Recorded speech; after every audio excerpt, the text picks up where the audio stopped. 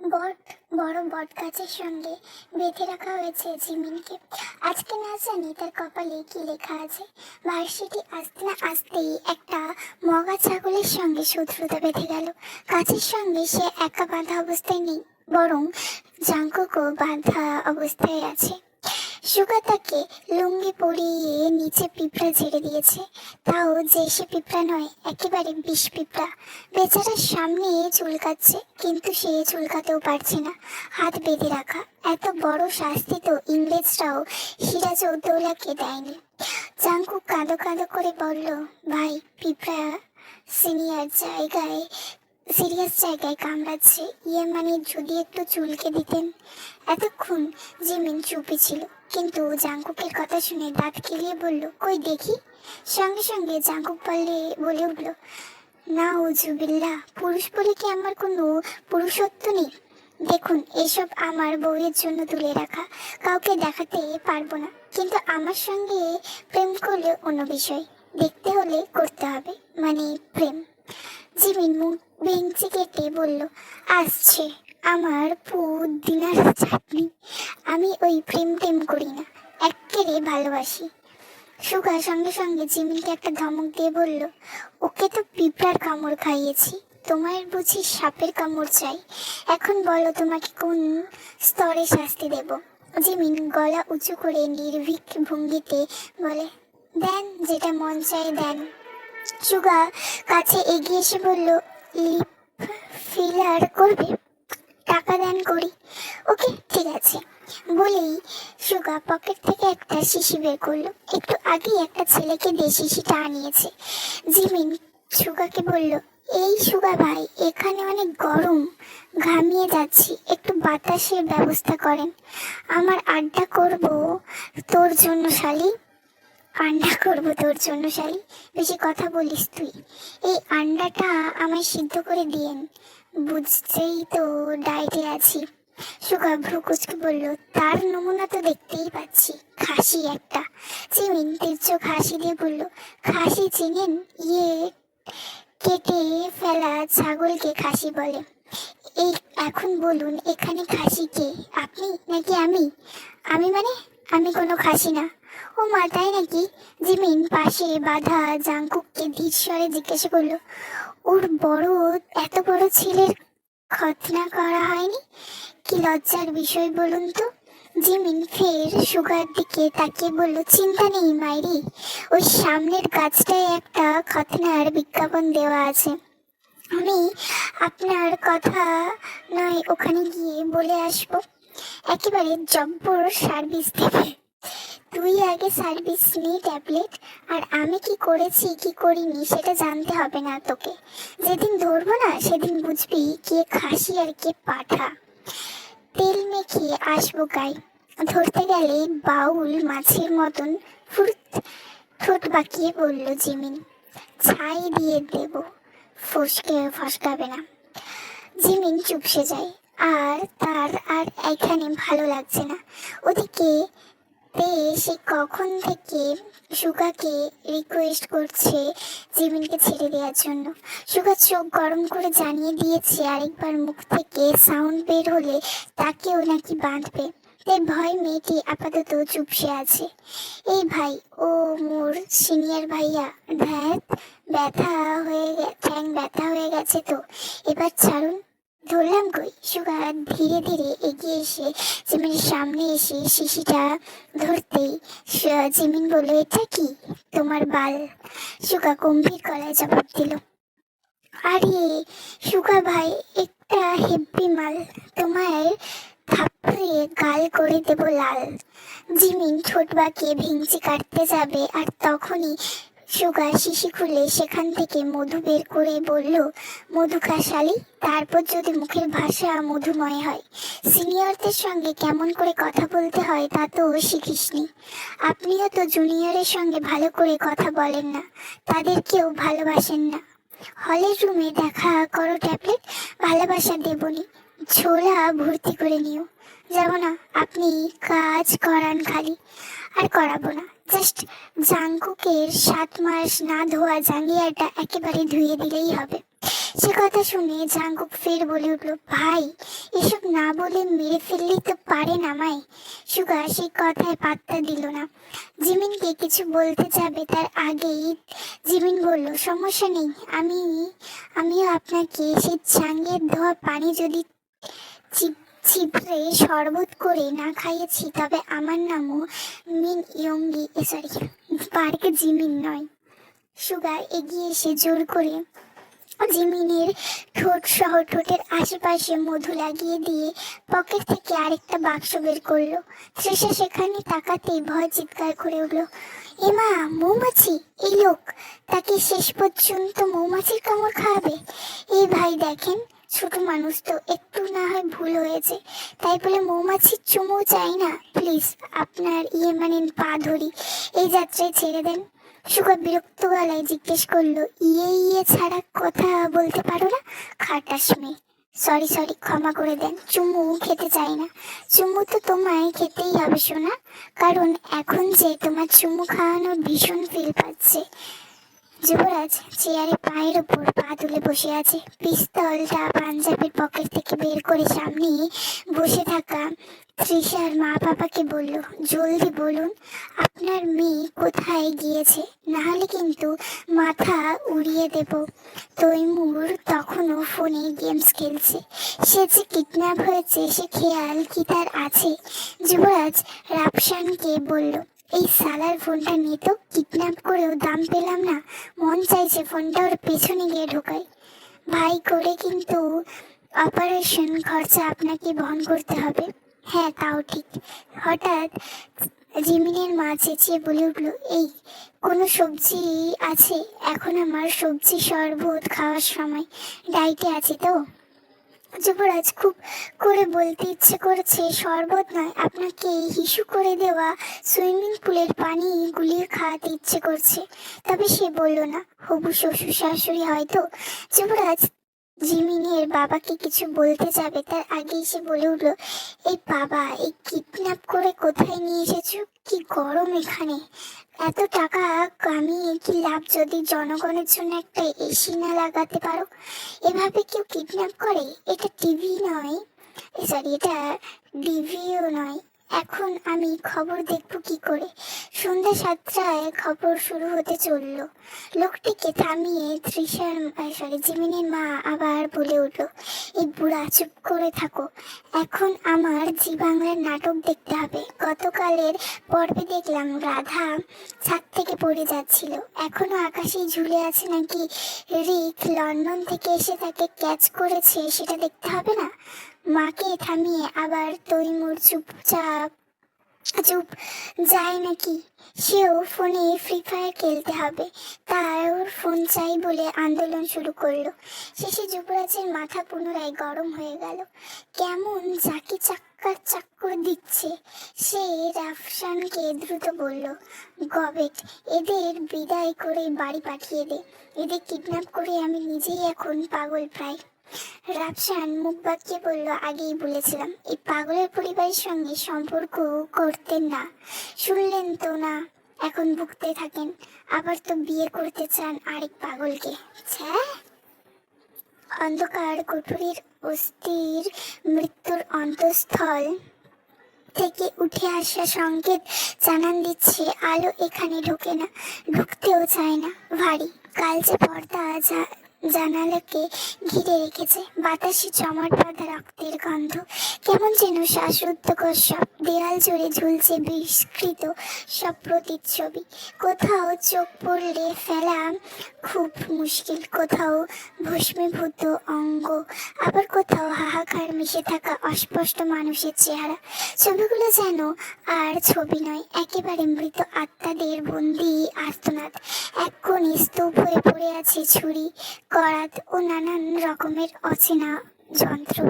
প্রত্যেকটি ধারকণা এখনো কারো চামড়ার স্মৃতি বয়ে বেড়াচ্ছে, ধাতব গায়ে শুকনো দাগ, কিন্তু সেই দাগ থেকে উঠে আসে ধোয়া মেশানো কাঁচা রক্তের গন্ধ।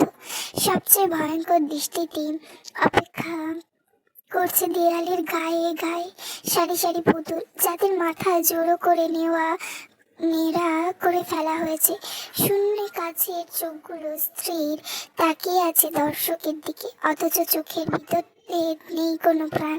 কিন্তু পুতুলের গলায় কাটা চিহ্ন, কিছুতে কালি সেলাই করা, কিছু আবার হেসে আছে ভাঙা দাঁতের মতন বিকৃত এক ভঙ্গিতে।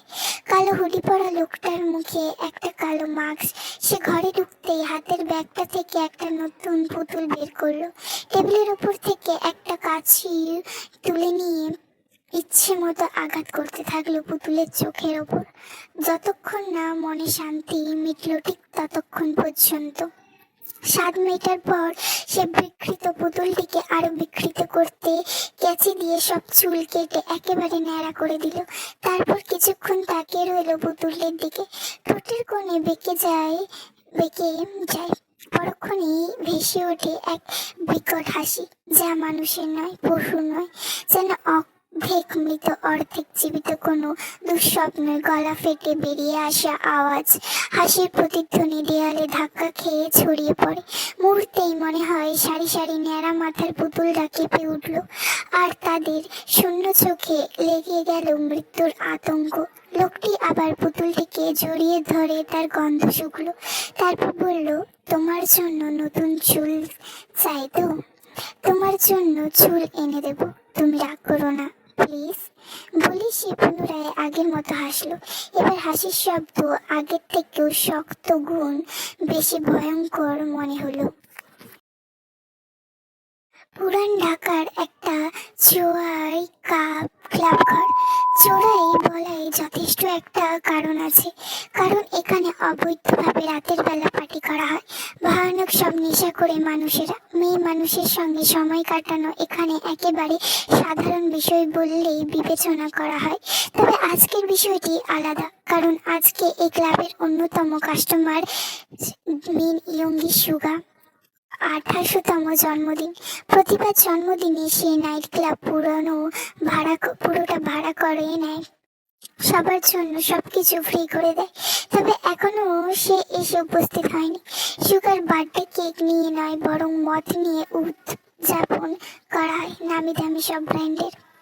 হঠাৎ বাইরে শব্দ হয়, গনগন শব্দগুলো যেন রাস্তা শাসন করে বেড়াচ্ছে। ক্লাবে যে মেয়েটা ম্যানেজার পদে আছে, তার বয়সই বা কত?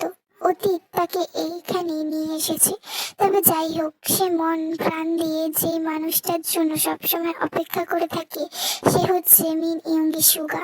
তার প্রেম মেয়েটির নাম ইরিন। মেয়েটি এমন কোনো নেশা নেই করেনি, এমন কোনো বাজে কাজ নেই যা তার করা বাকি। সুগা আর তার মধ্যে এইসব দিক থেকে মিলের অভাব নেই। সে জানে সুগা একদিন তার হবে, কোনো না কোনো ভাবে। নাহলে কি এত এত মেয়ে থাকতে সুগা বারবার তার কাছে আসে? ইরিন বাইরে বের হওয়ার আগেই একদল মানুষ সুগাকে ঘিরে রেখেছে। সে ভিড়ের মাঝ থেকে এক ঝলক সুগাকে দেখলো। কালো চামড়ার জ্যাকেট, কোনোইতে ধাতব গার্ড, হাতে শক্ত গ্লাভস, মুখে হেলমেট, কিন্তু ভেতর থেকে চোখের ধারালো দৃষ্টি বেরিয়ে আসছে ভিজারের ফাঁক দিয়ে। সুগার পাশের ভাইকে জাঙ্কুক আছে। ওরা বাইক রাইড থেকে যে মাত্র ফিরেছে তা দেখেই বুঝে যাচ্ছে। সুগা ধীরে হেলমেট লক খুলে মাথা থেকে টেনে নামালো। ভেতর থেকে ঘামে ভেজা চুল এলোমেলো হয়ে পড়ল কপালে। মুখে সেই শীতল বেপরোয়া দৃষ্টি, চোখের কোণে এক চিলটে বাঁকা হাসি। চারপাশে মেয়েরা মুহূর্তেই কেমন যেন বদলে গেল। সুগাকে দেখে তাদের চোখের দৃষ্টি যেন হিপনোটাইজ হয়ে গেল। একজন ফিসফিস করে নাম বলল, সুগা। মিন ইয়ঙ্গি সুগা চলে এসেছে। মেয়েদের কেউ ঠোঁটে লিপস্টিক ছড়িয়ে ফিস ফিস করে হাসলো, কেউ আবার সোজা হয়ে দাঁড়িয়ে চুল ঠিক করতে লাগলো। কারোর চোখে বিস্ময়, কারোর চোখে কামনা, হয়তো সুগাকে একটু ভালো করে দেখার, তার ভারী নিঃশ্বাসের পতনে নিজের ধ্বংস ডেকে আনার। সুগা আর দেরি করলো না। বাইক থেকে নামতেই ভারী বুটের শব্দ মাটিতে বাজলো, টক টক শব্দ। সে ঠান্ডা ভঙ্গিতে বাইকের চাবি এক ঝটকায় ছুঁড়ে মারলো জাঙ্কুকের দিকে। জাঙ্কুক হকচকিয়ে গেল, কিন্তু মুহূর্তে চাবি ধরে ফেললো। চাবিটা পকেটে রেখে সেও নেমে পড়লো। দুই ধরনের মানুষকে তখন সিকিউরিটি আটকে রেখেছে।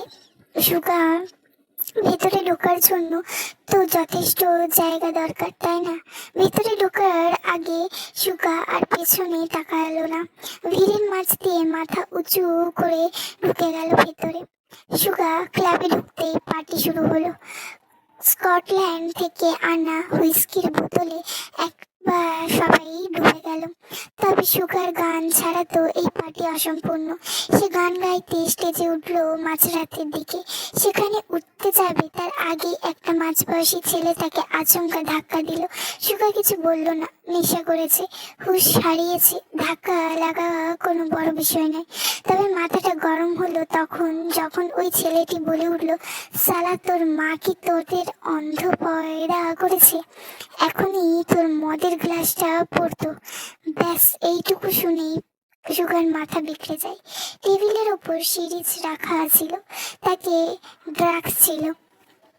সুগা এক মুহূর্ত ভাবলো না সে কি করেছে, কখনো কোনটা ভুল কোনটা সঠিক সে কিছুই বুঝলো না। মুহূর্তেই একসঙ্গে তিনটে সিরিজ একসাথে তুলে গেঁথে দিল ছেলেটার গলার রগ বরাবর।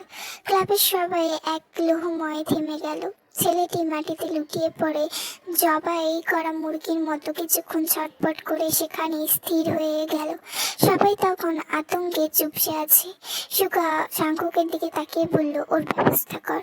তারপর সবার দিকে তাকিয়ে ধমকে বলল, সালার সার্কাস দেখাও দাঁড়িয়ে দাঁড়িয়ে, নাচক না কেন, নাচ সব ফুর্তি কর। সবাই সেই ধমকে এক মুহূর্ত স্থির হয়ে পুনরায় স্বাভাবিক হয়ে গেল।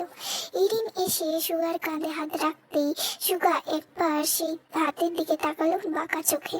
তারপর ইরিনকে বলল, হাত সরাও। মেয়েদের গায়ে হাত দেওয়া যে নিতে পারে না তা তো জানোই। ইরিন হাত সরিয়ে মন খারাপ করলো, তারপর বলল, গান গাইবে না? গানের আর মুড নেই তো কিসের মুড আছে? সেই কথার জবাব দিল না সুগা। তারপর চুপ করে পুনরায় বাঁকা হেসে বলল, উপরে চলো, দেখাচ্ছি কিসের মুড আছে। সকালে বোকাম সুগার রুমে আসে। ঘরে মদ, সিগারেটের গন্ধ, জানলাগুলো আটকানো, পর্দা দেওয়া।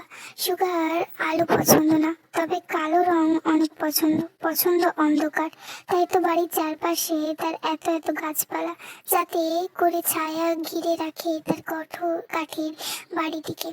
সুগা কুকুর বেশ পছন্দ করে। তার যেই পোষা কুকুরটা আছে ওর নাম লুফি। কত বড় আর লোমশ একটা কুকুর। সুগার ঘরে এসে অপরিচিত কাউকে ঢুকতে দেয় না। একবার নতুন কাজের মেয়েটাকে কামড়ে দিয়েছিল, তারপর তো মানুষ ওর ঘরে আসতেই চায় না। বোকাম উপর হয়ে শুয়ে থাকা প্রেমের সুগার চুলে হাত বুলিয়ে দেয়। মুখলেশকে জিজ্ঞেস করে, ওর ফিরেছে কখন জানো? গার্ড কইল তো 7টার দিকে। বোকাম বড় একটা নিঃশ্বাস ফেলে লুফির দিকে তাকালো। কুকুরটা সুগার পাশে বসে আছে, দেখছে তার মালিককে।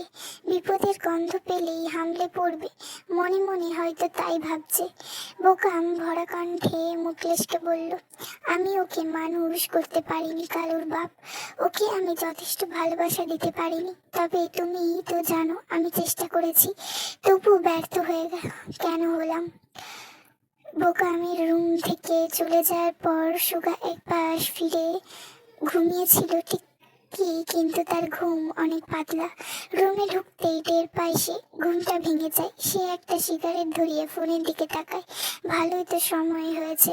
ধোয়া ছেড়ে লুফির দিকে তাকিয়ে বলল, কাম লুফি বেবি, তোমার খিদে পেয়েছে তাই না? চলো তোমার খাওয়ার ব্যবস্থা করি। ভার্সিটি যাওয়ার পর আজ কেমন যেন ভালো লাগছিল না, তাই জিমিন ক্লাসে লোক পাঠিয়েছিল সুগার। সে আজ আসেনি। আসতে না আসতে ফাঁকিবাজি শুরু। সালিকে আরো দুটো কামড় খাওয়ানো উচিত ছিল। এতক্ষণ হয়তো মুখটা ফুলে আলু আর ঠোঁটটা ফুলে কদুর মতন হয়ে গেছে। ভালোই হয়েছে, তাতে সুগার কি, বেশি বেয়াদব ওই মেয়ে। ছুটির সময়তে বের হতেই সুগা চাঙ্কুককে পাঠালো তার কাছে, জিজ্ঞেস করতে ওর বেয়াদব বান্ধবীটার বাসা থেকে সুগা সালাম দিয়ে যায়নি কেন। চাঙ্কুক সঙ্গে সঙ্গে বলল, ভাই যা শুরু করেছেন, ওই মেয়ে মরলেও তো বলবেন। কবর থেকে উঠে সে সালাম কেন দিল না? সুগা সে কথা শুনে অঙ্কুরের দিকে তাকাতেই সে চুপসে সরাসরি তের পথ রুখে দাঁড়ালো। জিজ্ঞেস করলো, তোমার বান্ধবী কই? তে চোখের কালো রঙের বন্ধুর মতো দেখতে চশমাটা ঠিক করে বলল, সে বাসায়। ওর মুখ ফুলে বাংলাদেশের মানচিত্র হয়ে গেছে, তাই আসেনি। তো তুমি কেন এলে? রোদে পুড়ে তোমার উজ্জ্বলতা নষ্ট হয়েও তো যেতে পারে। সমস্যা নেই, গ্লো অ্যান্ড লাভলি ব্যবহার করি। ওইটা দিলে সুন্দর হওয়া যায়। যাই তো, আপনার মতো কাকও ময়ূর হয়ে যাবে। তুমি যেহেতু আমার কথা বলছো, তাহলে সেটাকে কমপ্লিমেন্ট হিসেবে ধরে নেব। তে মুচকি হাসলো। তা দেখে চাঙ্কুক বলল, ও মা গো, এভাবে হেসো না মেয়ে, আমার সুগার লেভেল বেড়ে যাবে। তে মুচকি হাসলো। আর সুগার লেভেল বেড়ে যাবে। তে মুচকি হাসলো। আর সেটা দেখে জাঙ্কুক থামতে না পেরে বলে উঠলো, ইস, আবার হাসো। এভাবে হাসলে তো রাতে আমার ঘুমিয়ে আসবে না। ঠিক তখনই তে হাঁচি এসে পড়ল। সরাসরি জাঙ্কুকের মুখে চিটকে গেল হাঁচি। সরি, হঠাৎ করে চলে এসেছে। জাঙ্কুক কোনো মতে নিজেকে সামলে নিল। মনে মনে ভাবলো, এভাবে একদিন আমাদের মাঝে ভালোবাসা চলে আসবে, বিয়ে চলে আসবে, ঘর ভর্তি বাচ্চাও চলে আসবে। তে মেয়েটা হুটহাট হাঁচি দেয়।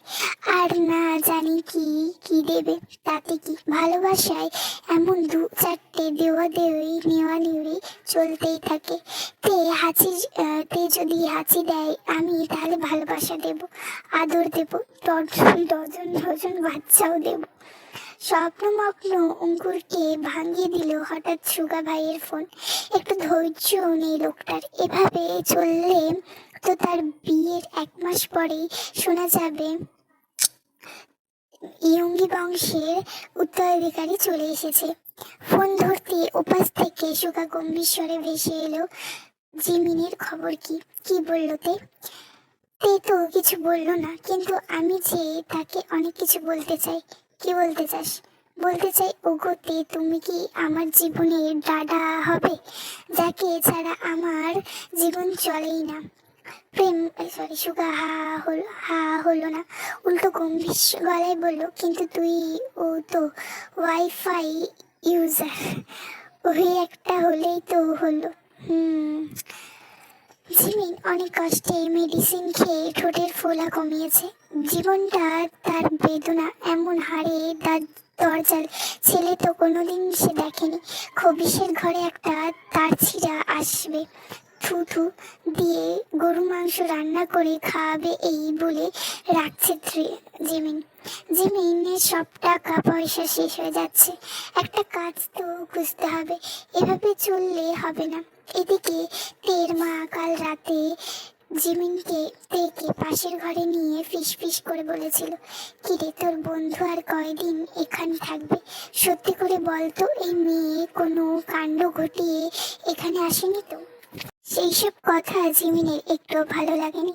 সে গুনলো ম্যাপ, ঘুরে রাস্তায় বের হয়, কিন্তু সে তো ভুলে গেছে তার ফোনে ডাটা নেই। এভাবে কি চলে? বিকেলের দিকে হাঁটতে হাঁটতে একটা জিমের সামনে গিয়ে চোখ থমকে যায়। এখানে হিসাব রক্ষকদের জন্য একটা মেয়ে নেওয়া হবে, যে আমার জিম। এখানে আর কত ইনকাম হয়, এই হিসাবে জিমিন ক্যালকুলেটর ছাড়াই হিসাব করে বের করতে পারবে। জিমিন বুক ফুলিয়ে জিমে যেতেই তার এবার আত্মা বের হওয়ার উপক্রম হবে না? জিমি দেখি হ্যান্ডসামদের বাহার, একজনের কি বডি! উফ, এসব দেখলে তো নিজে নিয়ন্ত্রণ করা মুশকিল হয়ে যায়। এই ছোট হৃদয়টাকে আশ্রয় কেন্দ্র বানিয়ে ফেলেছে, যাকে দেখে তাকেই জায়গা দিয়ে দেয়। একটার পর একটা কন্টিনিউ টেন্সের মতো চলছে তো চলছেই। ব্যাগ থেকে জলদি আয়নাটা বের করে মুখটা দেখে, মেকআপ সব ঠিক আছে তো? হঠাৎ তার চোখ যায় একটা লোকের দিকে। আগে এটা সেই দিনের ওই হিরো না, যে তাকে কুকুরের হাত থেকে বাঁচাতে এসেছিল? মায়েরি কি হট লাগছে! এই ছেলে তো পুরোই চকলেট বয়।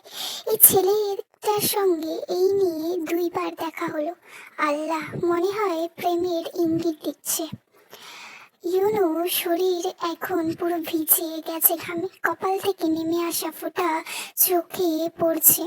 সে হাতে পশ্চাৎভাগ নিয়ে মুছছে, আবার ভিজে উঠেছে। গলা ও বুক জুড়ে ঘামের রেখা। টি শার্ট ভেতরটা এমন ভিজে গেছে যে গায়ে আঁকড়ে লেগে আছে। সে গাঢ় নীল রঙের সিলভ্লেক্সি টি শার্ট পরেছে, যেটার ঘাম জমে রং আরো গাঢ় হয়ে উঠেছে। বাইসেপস আর ট্রাইসেপস ফুলে উঠেছে টান টান, পেশিগুলো ঘামের ঝিলিক নিয়ে একেবারে স্পষ্ট। কালো ট্যাগ প্যান্ট পরে আছে, পায়ে সরু ধূসর লাইন টানা, কবজিতে কালো জিন গ্লাভস, যেটা ভিজে গেছে, রং প্রায় চকচক করছে। গলায় একটা সাদা টাওয়েল ঝোলানো, সেটাও ভিজে ভারী হয়ে গেছে। কানে ছোট ইয়ারবাডস ঢোকানো, কিন্তু এখন গান শোনাচ্ছে তার নিজের হৃদস্পন্দনের শব্দই বেশি শোনা যাচ্ছে। জিমিন ইউনোর সঙ্গে কথা বলার জন্য সুন্দর করে ফিটফাট হয়ে এগিয়ে যেতেই পাশ থেকে একটা দানব লোকের সঙ্গে ধাক্কা খেয়ে একেবারে ইউনোর পেছনে এসে ধপ করে পড়ল। জিপ্পায় একেবারে কাছেই গালি চলে এসেছিল। ভোটকার বাচ্চা ভোটকা, তুই এই পেট নিয়ে জিমে কেন আসতোস? অভিশাপ দিলাম, চিকন তো হইতেই পারবি না, উল্টো ব্লাড হয়ে মরবি। তবে সামনে হ্যান্ডসাম ছেলে আছে, এইসব শুনলে পটায় আগেই পালাবে। এই কি এমন ধপাস করে পড়লো তা দেখার জন্য সে পিছনে ফিরতেই দেখলো সেই দিনে সেই জিমিন মেয়েটা পড়ে আছে। সে ভ্রু কুচকে জিমিনকে জিজ্ঞাসা করলো, আরে তুমি এভাবে ফ্লোরে পড়ে আছো যে? জিমিন জলদি কপালে সানগ্লাসটা চোখে নিয়ে বলল, আরে দেখছেন না মশাই, এখানে শুয়ে শুয়ে জিম করছি। এটা কোন ধরনের জিম? জিমিন তখনও সেইভাবে পড়ে আছে। লজ্জা লাগছে তার, কি গেল হয়ে গেল। সে কোনো মতে ম্যানেজ করে বলে, মানে এটি চিটপটাং জিম। সুগা বাসায় এসে গোসল সেরে নিল। ভেজা চুলের ডগা থেকে টপ টপ করে পানি ঝরছে। সুঠাম দেহের সঙ্গে কালো রঙের টাওয়ালটা কেমন করে জড়িয়ে আছে। এই সুগাকে দেখে কার না প্রেমে পড়তে ইচ্ছে করবে। আয়নার সামনে দাঁড়িয়ে চোখ গেল বুকের দিকে। ডান পাশে বুকের ওপর একটি হৃৎপিণ্ডের অসম্পূর্ণ ট্যাটু, অথচ হৃৎপিণ্ড তো থাকে বাম পাশে। তবে প্রেম কেন ডান পাশে ট্যাটু করলো? সে কি বোঝাতে চাইছে অন্ধকারে ছায়াদের হৃৎপিণ্ড ডান পাশে থাকে? প্রেমের বয়স তখন 21। সেই সময় এই ট্যাটু করিয়েছিল, আর এই ট্যাটু করিয়েছিল ওই নাইট ক্লাবের এরিন নামের মেয়েটির কাছ থেকে। এরিনের বয়স তখন 18। ক্লাবে তাকে জোর করে আনা হয়েছিল, কিন্তু তার ট্যাটু করার হাত ছিল দারুণ। যদিও সবকিছু তখন এরিনের জন্য নতুন ছিল, তবুও সেই দিন সুগা হঠাৎ কি ভেবে এই ট্যাটু সিদ্ধান্ত নিল তা সে নিজেই ভালো বলতে পারবে। জন্মদিন সুগার কাছে অভিশাপ ছাড়া কিছু নয়। আসলে নিজের জন্মদিনকেই সে অভিশাপ বলে মনে করে। তাই জন্মদিনের দিন বাসায় থাকে না সে, প্রচুর নেশা করে, বাইক রাইড করে, আর প্রতি বছর ক্লাবে একটা পার্টি দেয়। আসলে অন্যদের আনন্দ দেওয়া আড়ালে সে যেন বলতে চায় কারো সুখ অন্যের দুঃখের কারণ হতে পারে। নেশাখোরদের জীবনে সুখ বলে কিছু থাকে না, অথচ যারা আজ নেশার দরজায় এসে দাঁড়িয়েছে তারাও একদিন সুস্থ মানুষ ছিল। তারাও হয়তো স্বপ্ন দেখত, কিন্তু জীবনের এক একটা অতীত দুঃখ আর যন্ত্রণা মানুষকে খারাপ করে দেয়। কেউ দুঃখ বলতে নেশায় দ্বারস্থ হয়, কেউ ভালোবাসার ছলনায় শিকার হয়, কেউ পারিবারিক চাপে, কেউ বা পরীক্ষায় ব্যর্থতার আক্ষেপে নেশাকে বেছে নেয়। অথচ নেশা হচ্ছে বিশ্বাসঘাতক বন্ধু। ক্ষণিকের সুখের বদলে কেড়ে নেয় পুরো জীবনটাকে। প্রতি জন্মদিনে সুগা আর আসে এরিনের কাছে শুধু এই ট্যাটুটাকে ভরাট করার জন্য। বাকি সময় সে আর এরিনের কাছে যায় না। সুগার জীবনে কোনো সঙ্গী নেই, সে নারী কিংবা সংসার কিছুই চায় না। সুগা মনে প্রাণে বিশ্বাস করে তার মধ্যে ভালোবাসা অনুভূতি জন্মাতে পারে না, ভালোবাসাকে সে ঘৃণা করে। এরিনের সঙ্গে একসময় বন্ধুত্ব ছিল, কিন্তু যখন সুগা বুঝলো এরিন তাকে অন্যভাবে দেখতে শুরু করেছে, তখন ধীরে ধীরে সরে যায়। এখনো প্রতি বছর শুধু ট্যাটুর জন্যই যায় সেখানে। উপরের রুমটায় বসে এরিন ট্যাটু ভরাট করে, সুগাও ভরাট করিয়ে চলে আসে।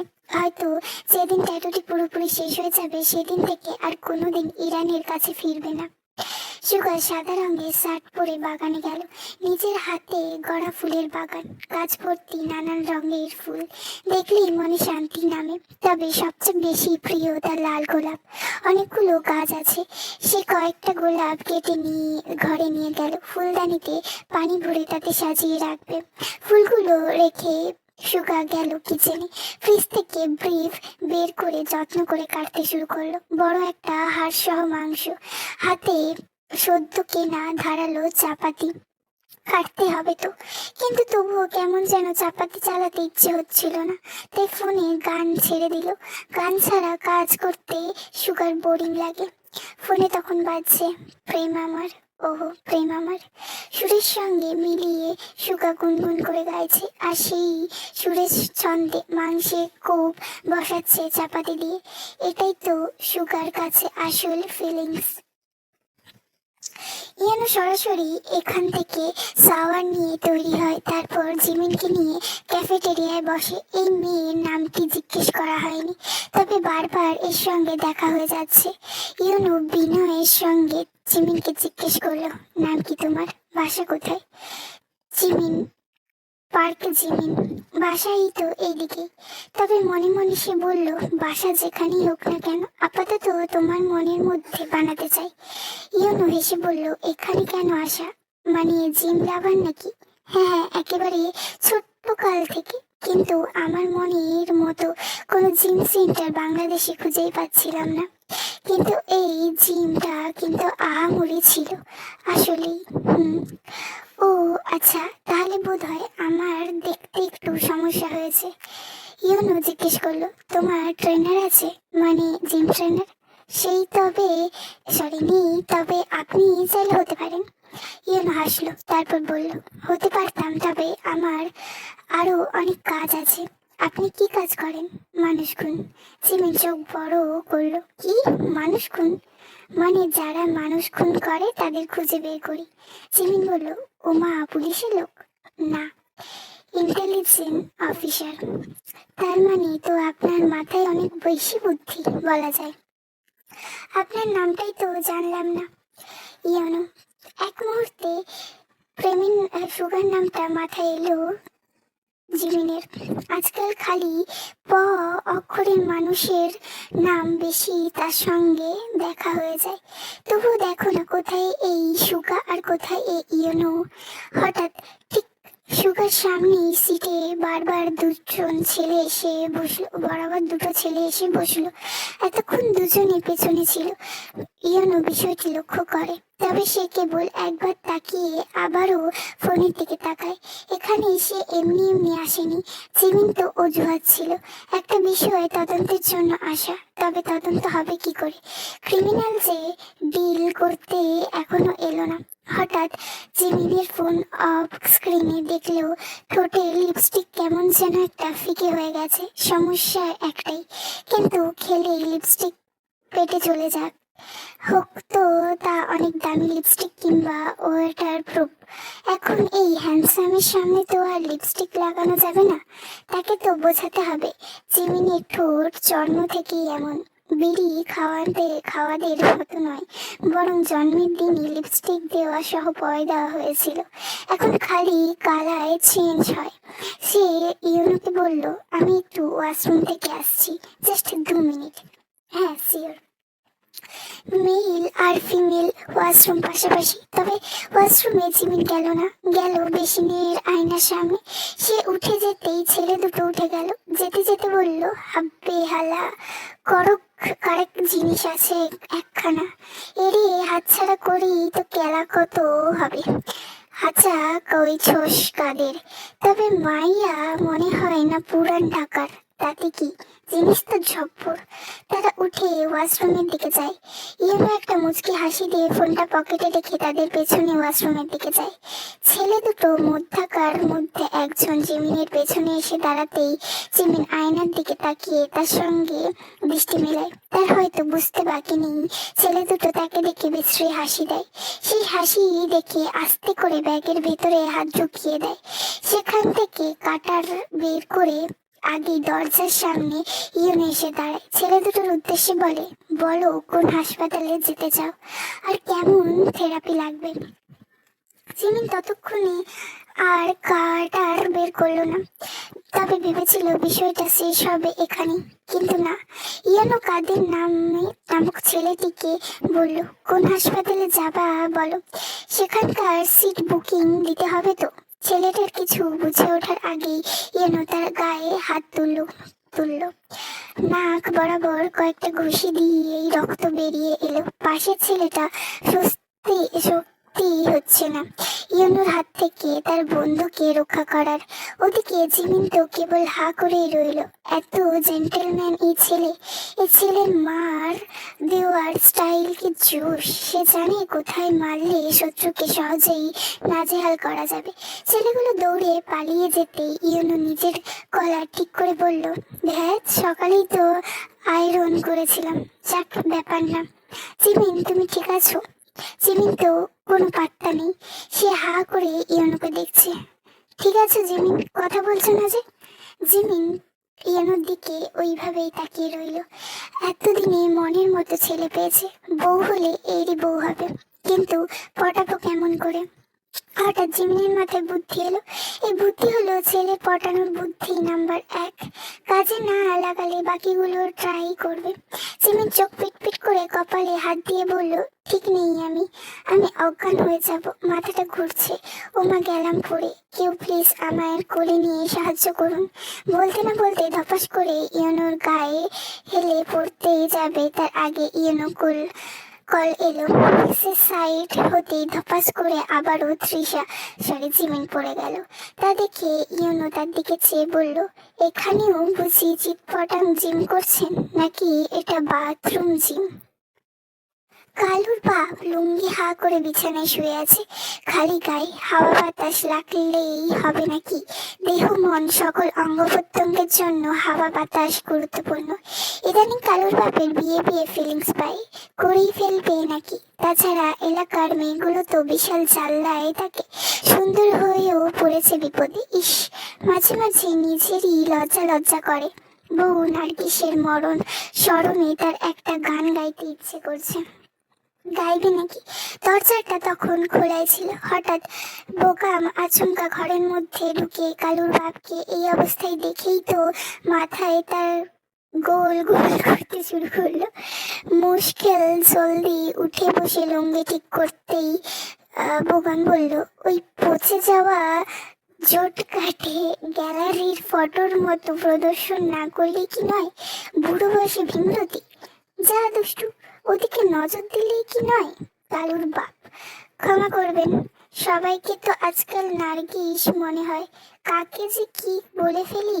তবে আপনি কিন্তু আমার বিষয় অঙ্গ প্রত্যঙ্গকে অপমান করছেন। ঠ্যাঙ্গা করেছি, যাও গিয়ে আমার নাতির জন্য খাসা মেয়ে খুঁজে আনো। হেতিজা সুগার চোখে শশা লাগিয়ে রাখতে বলেছিল, লিসার চোখে শশা লাগিয়ে রাখতে বলেছিল। লিসা সেই শশা খেয়ে বসে আছে। এই রূপচর্চা এত কঠিন কাজ, তার এই সবের দরকার কি? সে তো এমনিতেই ঝাক্কাস আছে। সেদিন কালো গাড়িটা নিয়ে সুগা ভাই লেদার জ্যাকেট পরে যখন বাসা থেকে বের হচ্ছিল, তখন তো লিসা আরো একবার তার প্রেমে পড়েছিল। চোখের চশমা আর বডিটা কি আকর্ষণীয়, দেখলেই মন চাই বউ হয়ে যেতে। রাতে এই এমন একটা পুরুষ তখন তার পাশে থাকবে ভাবলেই গায়ে কাটা দেয়। লিসার মা সেদিন লিসাকে জিজ্ঞেস করেছিল, হ্যাঁ রে লিসা, তোর কেমন ছেলে পছন্দ? লিসা ড্রাইভিং সিটে বসা সুগাকে দেখিয়ে বলেছিল, একটা ড্রাইভারকেই চাই, অমন ছেলে হলেই হবে। রাত তখন 10টা বাজে। সুগা ভাই ফিরবে আরো রাতে। আজকে সবাই ঘুমালে চুপি চুপি সুগা ভাইয়ের রুমে যাবে লিসা। সুগা ভাই কোলবালিশ ছাড়া ঘুমাতে পারে না। সে গিয়ে সুগা ভাইয়ের কোলবালিশ সরিয়ে না হয় সান্ত্বনা স্বরূপ তার কোলবালিশ হয়ে যাবে। কিন্তু ইয়ানু ভাই যেন এসব না জানে। ওই লোক সুগা ভাইকে যে কোনো মতেই সহ্য করতে পারে না। মানে দুজনের মধ্যে বনে না। বলবে কি করে? একজন ক্রিমিনাল, অন্য একজন আইনের লোক। বাট ক্রিমিনাল হয়েছে তাতে কি? সুগার ওইসব ভালো লাগে। রাগ করে সুগা তাকে যখন ধমক দেয় তখন ডার্ক একটা ভাইব আসে। কিংবা কখনো যখন রাগের বসে একেবারে কাছে এসে শক্ত করে থুতনি চেপে ধরে, তখন তো লজ্জায় ব্যথা যন্ত্রণা সব ভুলে যায়। কবে যে বিয়ে হবে? আচ্ছা, ওই ক্রিমিনালটার সঙ্গে তার বিয়ে হলে সে বাচ্চার নাম কি রাখবে? দুজনের নামই তো প দিয়ে। আজকে ফেসবুক গ্রুপে একটা সাহায্যমূলক পোস্ট করতে হবে। দেখা যাক কে সুন্দর নাম সাজেস্ট করে। হঠাৎ জিন রুমে ঢুকে বললেন, হ্যাঁ রে লিসা, তোর মনের মতো একটা ছেলের সঙ্গে তোর বিয়ে ঠিক করেছি। লিসা অবাক হয়ে জিজ্ঞেস করলো, ছেলে কি করে? বাসের ড্রাইভার। কি কি মানে আবার কি? তুই তো সেদিন বললি ড্রাইভারের সঙ্গে বিয়ে করবি। ছেলে একটু কালো আর খাটো, কিন্তু ওই দুইটা বাস আছে, একটা সে নিজে চালায়, অন্যটা ভাড়া দেওয়া। দেখিস একদিন কোটিপতি হবি তোরা। ও তিন শুক্রান দিয়ে রাখলাম। ছবিটা দেখিসনি? হিরে কেমন বাস চালিয়ে কোটিপতি হয়। তুই আর ওই ড্রাইভারও হবি একদিন। আম্মু, সুগা সকালে ভার্সিটি এসে দেখে আজকে জিমিন আসেনি। কত বড় সাহস ওই মেয়ের! পরপর 2 দিন সালাম দেয়নি প্রেমকে সুগাকে। ওর তো উচিত ছিল 2 দিনের সালাম একেবারে বাসা থেকে খামে ভরে কুরিয়ার করার। তখন কি কত রিডিকিউলার একজন মেয়ে! মন তো চাই ধরে চুলগুলো কেটে দিতে। সালির ঘরে তার ছেঁড়া একটা, আসুক একবার, চুলে চুইংগাম লাগিয়ে দেব। সারাদিন এইসব বলে নিজেকে চুপ করিয়ে রাখলেও শেষে গিয়ে তেকে হুমকি ধুমকি দিয়ে অ্যাড্রেস নিয়ে বাসায় গিয়ে হাজির হয়। তের বাবা মা গিয়েছে দাওয়াতে। বাসা তখন পুরো ফাঁকা। তে যে আগে বাড়িতে কল করে জিমিনকে সতর্ক বার্তা দেবে তার উপায় নেই। থাকবে কেমন করে? জাঙ্কুক দায়িত্বে তেকে রেখে গেছে সুগা। ফোনটা কেড়ে নিয়েছে সে। সুগা জিমিন তখন মুখে বেসন লাগিয়ে বসে আছে। ইস, আবার কখন না কখন ইয়নুর সঙ্গে দেখা হয়ে যায়। ফেসবুক আইডিও চলে বলে কৌশলে নিয়েছে। এবার একটা নক দিলেই হয়। সে তো ব্যস্ত মানুষ, কখন বা সে দেবে। জিমিন মুখটা ধুয়ে বসতে যাবে রুমে, সঙ্গে সঙ্গে দরজায় কে যেন কলিং বেল প্রেস করলো। দেখ কোন ফাটা গোবিন্দ এখন এলো। ও মাছুর নাকি? রান্নাঘর থেকে বটি হাতে আস্তে আস্তে এগিয়ে এলো জিমিন। দরজা খুলেই সুগাকে দেখলো। সুগা বলল, এই বালমার্কা বাসায় একটা লিফট বানাতে পারো না? 5 তলায় উঠতে গিয়ে পা ব্যথা হয়ে গেল। জিমিন চমকে জিজ্ঞেস করলো, আপনি? সুগা ঠোঁটে হাসি টেনে বলল, না, তোমার ভাতার। জিমিন বিভ্রান্ত ভাবে জিজ্ঞেস করলো, সুগা ভাই আপনি এখানে কি করে? সুগা জিমিনকে ধাক্কা মেরে ভেতরে ঢুকে পড়ল। পেছনে ফিরে জিমিনকে দেখে বলল, গা এমন ভেজা কেন? খুব পরিশ্রমের কাজ করছো মনে হচ্ছে। ঘরে কেউ আছে নাকি? জিমিন আতঙ্কে বলল, আপনি এখান থেকে যাবেন?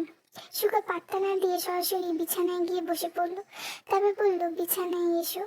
জিমিন ভয় বলল, কেন? আপনি কি আমার ইজ্জত হরণ করতে চান নাকি? আইনের লোককে কল করব। সুগা ব্যঙ্গ করল, তোর ইজ্জত আছে? তুই ভালোই বিছানায় আসবি। আমি আসলে কিন্তু পরে বিছানা থেকে ওঠার শক্তি পাবি না বলে রাখছি। জিমিন কাপা কণ্ঠে বলল, আরে আরে ভয় দেখাচ্ছেন না, আসছি তো।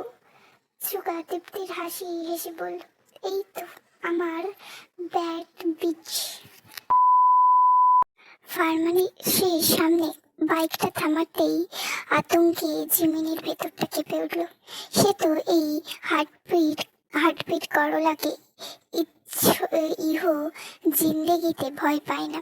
তবে দেখো, এই মশাই তো প্লে স্টোর থেকে একদিনের জিমিনকে ভয় দেখানোর একেবারে কোর্স করে মাঠে নেমেছে লাঙ্গল চালাতে।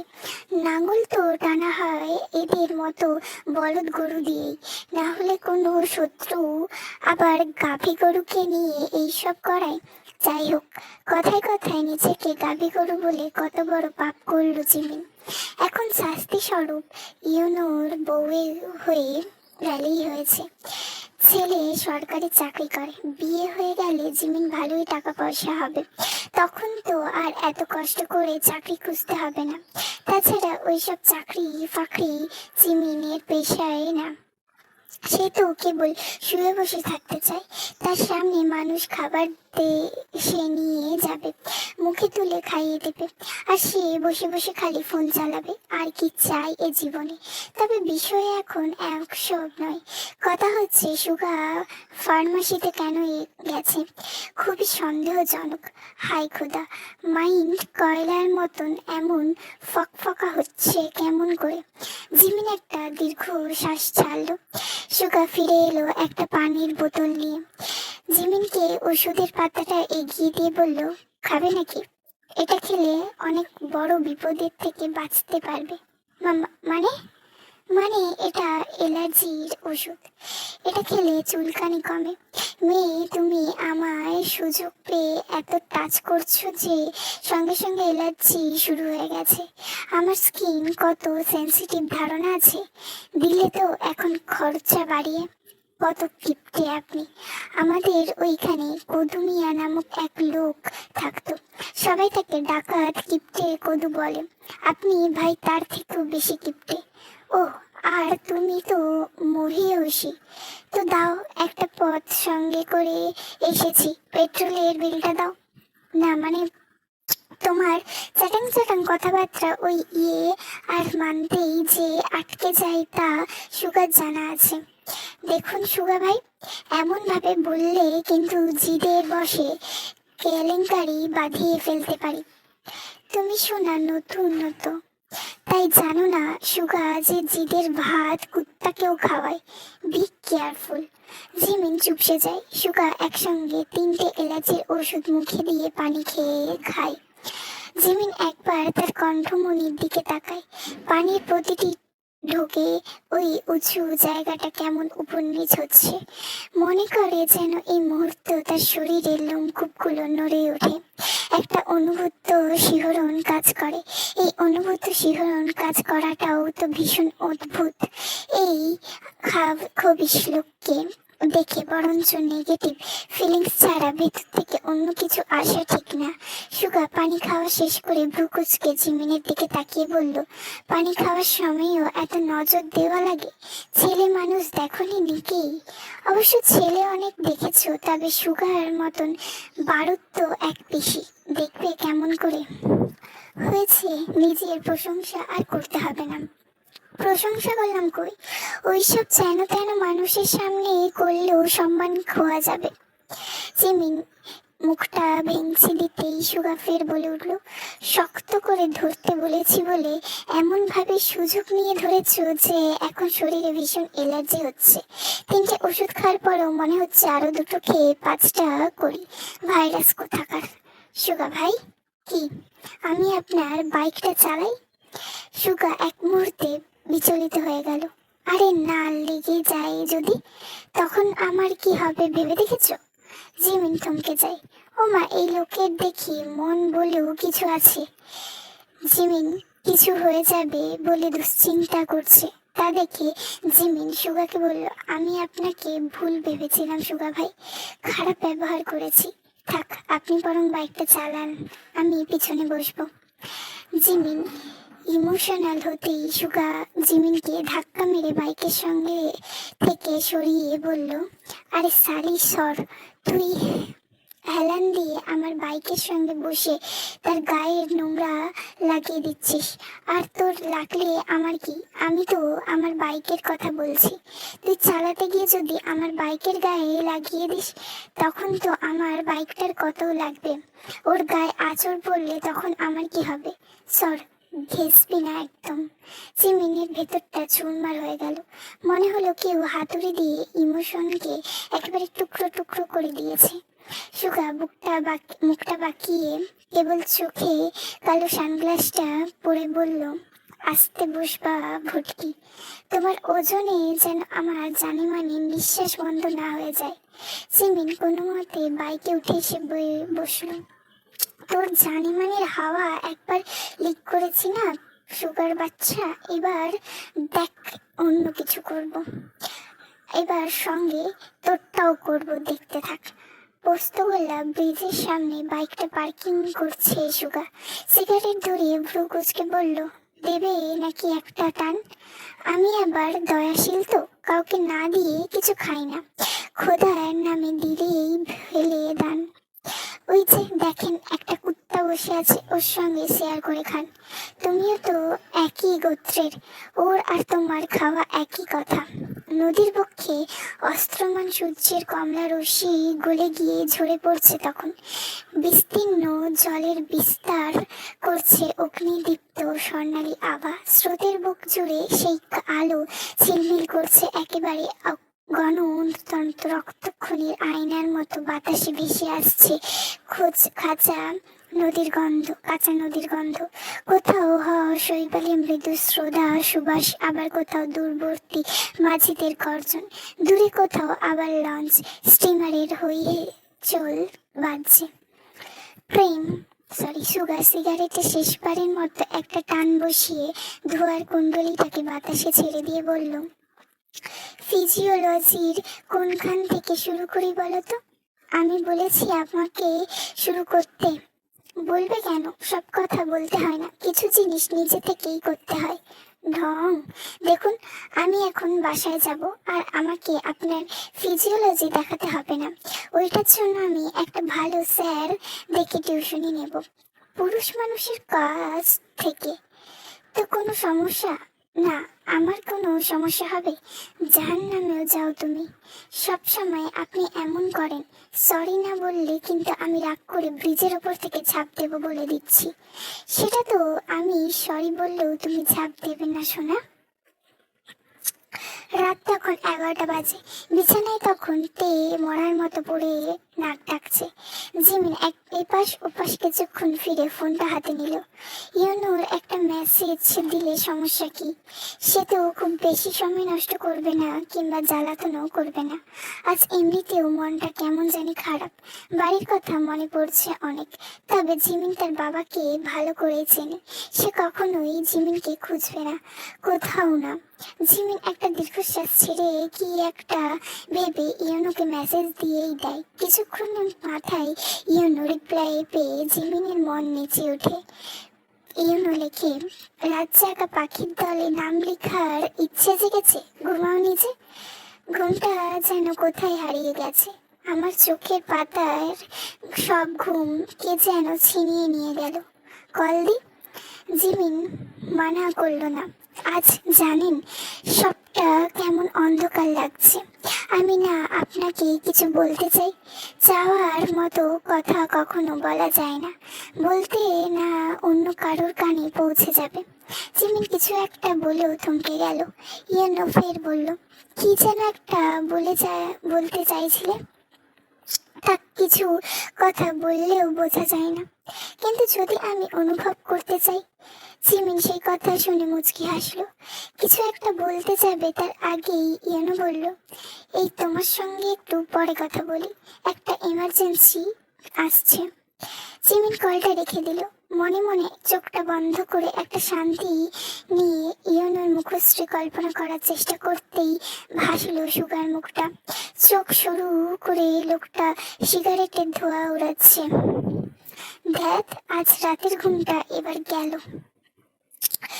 সুগা এই রাতের বেলা তৈরি হচ্ছে, পরনে কালো রঙের একটা হুডি, মুখে কালো রঙের একটা মাস্ক পরেছে, কেবল চোখ দুটো দেখা যাচ্ছে, তাতে কত মায়া জড়িয়ে। সুগা একটু আগেই কাল একটা গোলাপি সরি কালো একটা গোলাপ ছিঁড়েছিল গাছ থেকে, সেটা পকেটে রাখলে নষ্ট হবে, তাই রাখলো তার গাড়িতে। এটাও সুগার পছন্দের একটা বাইক, কালো রং ছাড়া অন্য কিছু ভালো লাগে না তার, তাই সবগুলো বাইকের রং কালো। মানুষের যেন একটা শখ থাকে, তেমনি সুগার শখ বাইক কালেকশনের। যতগুলো বাইক তার আছে তাতে একটা শোরুম তো অনায়াসে দেওয়া যাবে। সুগা হেলমেট পরে আর দেরি না করে সেই রাতের বেলা বাড়ি থেকে বের হয়ে গেল। বাইকের শব্দে বোগাম ঘুমটা ভাঙলো। সে উঠে বারান্দায় আসার আগেই সুগা চলে গেছে, মুখটা কেমন যেন শুকিয়ে আছে বোকামের। সে কেবল বিড়বিড় করে একবার বলে, আজকেও আবার। আপনাদের যদি এই পার্টটা ভালো লেগে থাকে, please please please like, comment, share and subscribe.